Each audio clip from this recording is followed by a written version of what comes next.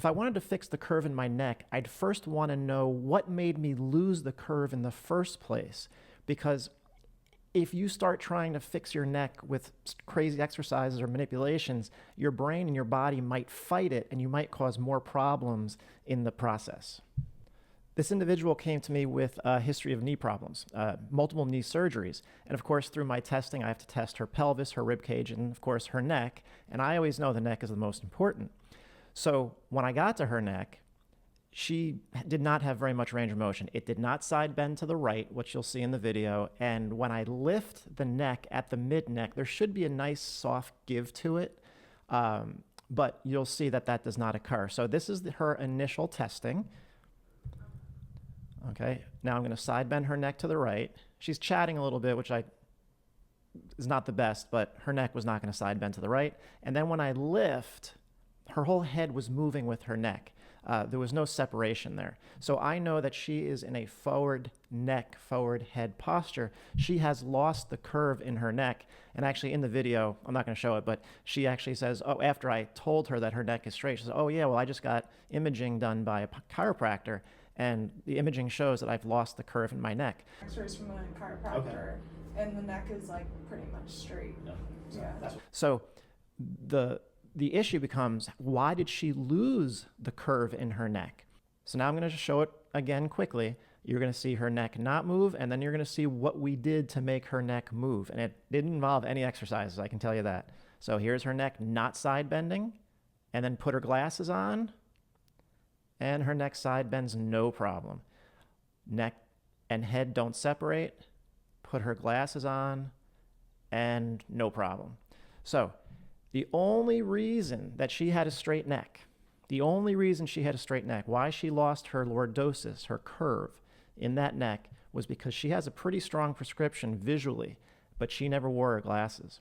And that straight neck pulled her body into a state of extension, of rigidity. And she was a college athlete. She's a college soccer player. And she had knee surgeries because of this. And once she went into extension, because her neck got so tight and was pulling her rib cage up and pulling her pelvis forward, and then parked her over on her right side, because again, we're not symmetrical, it was a recipe for disaster. No one ever told her she needed to wear her glasses. But all I had to do was put her glasses on, and that curve came back to her neck very quickly. So I'm going to explain, the rest of this video is going to be about how necks get straight, how they lose their curve. I'm going to explain the primary influences on why a neck might straighten and what you can do about it. The vast majority of posture-related information you're going to find on social media is very much about standing up straight or strengthening something, strengthening your back muscles, stretching something.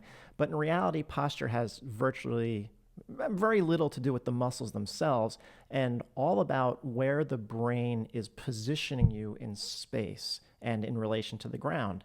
And that spatial construct where your brain is orienting you, figuring out where you're headed and where you are in space and how you are existing in relation to the ground and gravity, that's all the vestibular system. That's the inner ear. That's the vestibular system. That vestibular system is integrating visual input, information from the ground, auditory input, as well as input from your jaw and your teeth, because you have to orient your head to eat. So it's not well understood that the jaw is and the oral cavity are major players into the vestibular system. My name is Neil Hallinan. I am a credentialed postural restoration therapist in Chatham, New Jersey.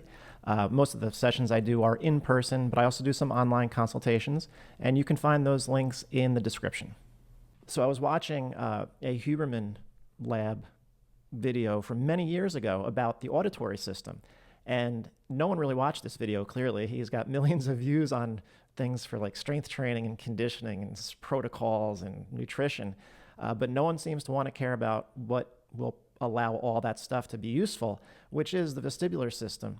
And he actually says it in that video towards the end. He talks about how balance and posture is basically all vision and vestibular activity. That's it. If you don't have that, now that's what the young lady that you saw, that's what she struggled with. She was forward. She was in an extension threatened posture because her brain could not figure out space.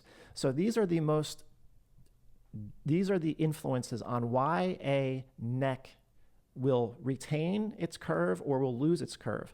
So when vision is involved, or the head and the jaw are involved, meaning the jaw might be shifted a little bit, or some sort of oral cavity, just missing teeth. I've made many videos about this in the past year. Sometimes you need a specialist to help with that.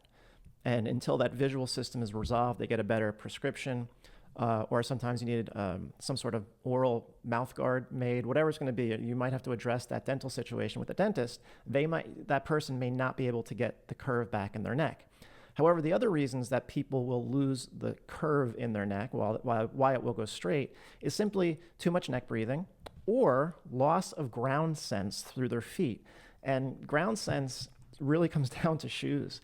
And I'll just keep saying it, minimalist shoes do not work for this purposes. I've made many videos about this. I've made 2 long videos in the past couple months about this specific situation, shoes. Minimalist shoes if I have someone come in with minimalist shoes, and they're coming to see me for pain, remember, I have to put them in my shoes before they can pass any test, before their neck will relax. And that's, especially if they're young, it's not that hard. Just put them in a different pair of shoes, their neck is going to relax. It all comes down to extension. The moment your brain can't figure out where you are in relation to space, or there's a shift of a mandible, which shifts your body, because that's what happens if I move my jaw, the body moves underneath the jaw. So mandibular shifting is required for a head to move. And as Andrew Huberman says, if the head doesn't move, like in a forward head posture, now the head and the neck don't move very much, the vestibular system can't send signals to the brain that you moved. And now tension continues. That's a problem. So vision, head, jaw position, vision, head, and jaw position, sometimes need a specialist, not always. But breathing and ground, when you've become too much of a neck breather, or you just have the wrong shoes, don't discount that. That happens a lot. That's where normal postural restoration techniques work really, really well to get that curve back in the neck. Postural restoration, there's something called the right TMCC pattern. It just means right tempomandibular chain of muscles. So tempo, which is temporal bone, mandible, chain of muscles. So it's the jaw muscles on the right, and then the big right SCM, the upper trap. They are responsible, and you see in the picture of me, when I'm over on my right side, when you're in right stance phase of walking, where your body's just shifted too far to the right, that chain of muscles will be active. If you're on your right leg, they should be. When you go to your left leg, the left TMCC pattern should turn on. Sometimes, though, if you're not wearing glasses, like in my client's case, they will stay over on that right side because that's your dominant side. It's easier to breathe over there. That's where you go when you're threatened, and they won't leave that position. So when someone is failing the neck test, when that neck didn't side bend to the right and I couldn't lift at the mid neck with any give to it, that was an indication of a highly overactive right TMCC pattern. She's overusing her neck muscles. Her neck muscles are controlling her life. Her neck muscles are basically saying, do not move my head because I don't know where I am. So if the vision, the jaw, and the teeth are not involved, it really comes down to shoes, which I've covered many, many times. So I'm just going to talk about neck breathing in this situation. When your pelvis has come forward, your pelvis comes forward, the rib cage extends, and the head and neck come forward as a result, you end up being an obligatory neck breather, and that's what you're seeing in this little image here. The scalenes and the SCMs and the upper traps are pulling everything up, and the SCM pulls the head forward, and then you start to get a little bit of, the base of the skull might start to come down upon the C1, this little bone underneath here, which is the atlas. Okay, so that's kind of head and neck flexes here, but overall contributes to systemic extension. And when you have that forward head posture, you run into a lot of problems. Straight necks, forward head posture, takes away normal human movement. When you're in that position and the rib cage is now pulled up and your spine is extended, you can't side bend and rotate. So the overactive neck muscles produce this extension posture, and extended body, oh, I spelled that wrong. Extended bodies can't move in a multi-dimensional way. When you live in a state of extension for far too long, extension can lead to autonomic nervous system dysfunction because you're no longer breathing with your diaphragms, because there's a lot of important nerves that come through this area that might be getting squeezed or pinched or impinged. Extension leads to a loss of pelvic and scapular stability because the pelvis, once the pelvis is stuck forward, the femurs have to externally rotate, or they're going to compensate one way or another, and that pelvis is going to lose stability. The shoulder blades do not have a rib cage to sit on top of. I mean, the rib cage is there, but the rib cage is deflated. It doesn't have air. It's not expanding, so you'll get scapular winging. And extension leads to rigidity. I spelled a lot of words wrong. Extension leads to rigidity and strained movement rather than stability. And that's where pain starts to set in. The pain can end up anywhere. It can be in your neck, your shoulders, your hips, your knees, your feet. Plantar fasciitis is usually because of extension. The feet can't go through cycles of supination and pronation, so that the plantar fascia stays in a very stressed position. The body has to go through cycles of right, left, down, up, and rotation. When the body can't do that, and it can't do it when you're extended and the neck is forward, you're still gonna move, but you're gonna move with strain. And as Andrew Huberman said, the head has to move for normal visual and vestibular activity. But when a head and neck come forward, that head and body, the neck does not side bend and rotate, so the head stays too centered. And now the brain is not picking up vestibular signals of movement, and so it thinks there's something wrong, and you just stay tighter and tighter and tighter, and the extension posture gets worse and worse. So the head has to move for normal, non-extension balance. So when you go onto your right foot and you swing your left leg through the air, that's balance on one leg. That's single leg stance of walking.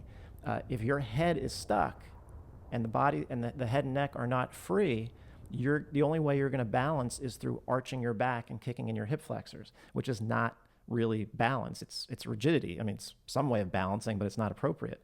And then straight necks prevent normal head movement. That's really what it comes down to. So it just becomes one dysfunction built on top of the other.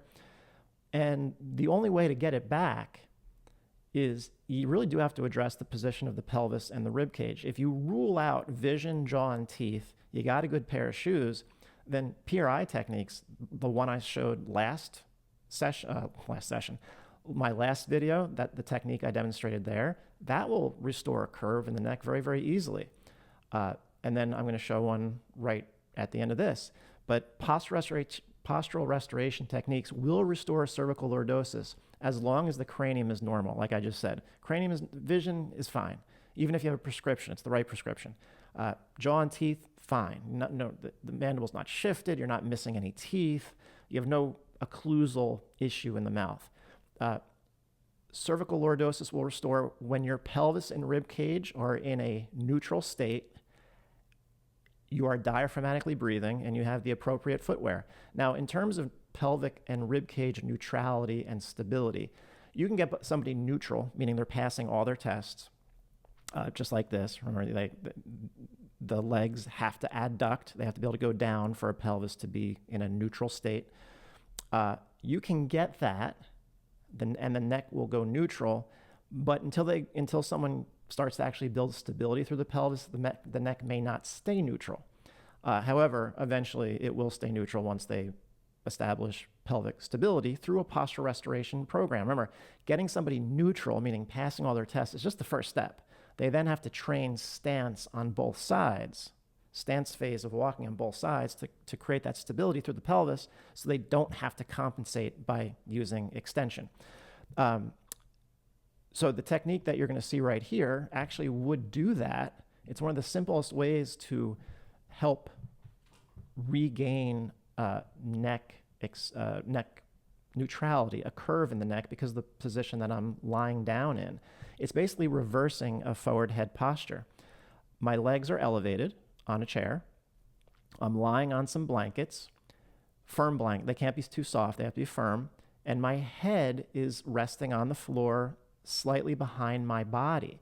So when people are in a forward head posture, their body's forward, their head is forward, and Their head is in front of their shoulders and they're breathing, which means they're using their neck.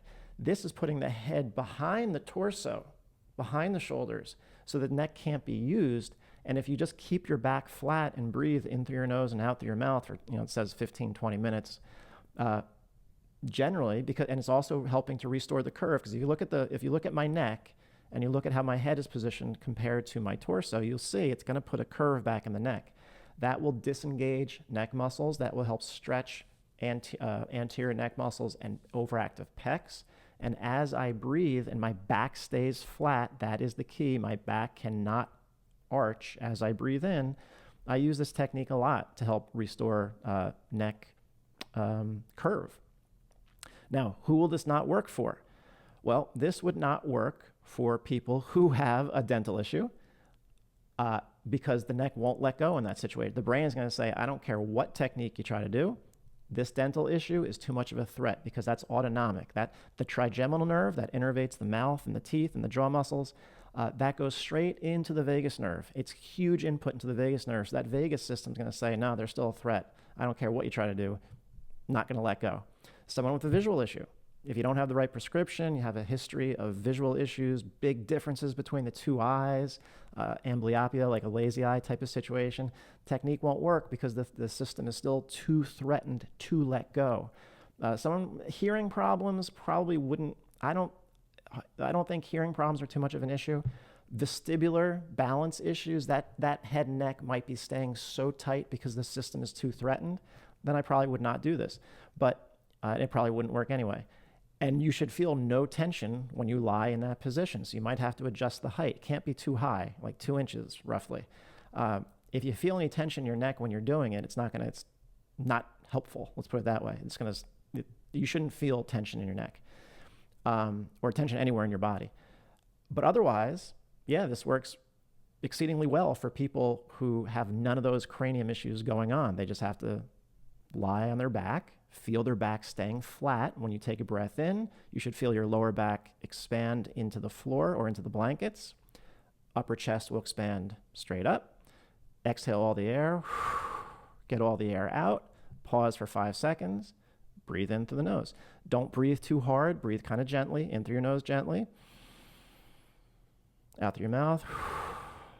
Get all the air out. Pause 5 seconds before you inhale again. You do it for 15, 20 minutes. So that's just more than the position. It's more than the technique itself. That's how easy it can be to get a curve back in your neck. You don't necessarily need to do fancy exercise or manipulations.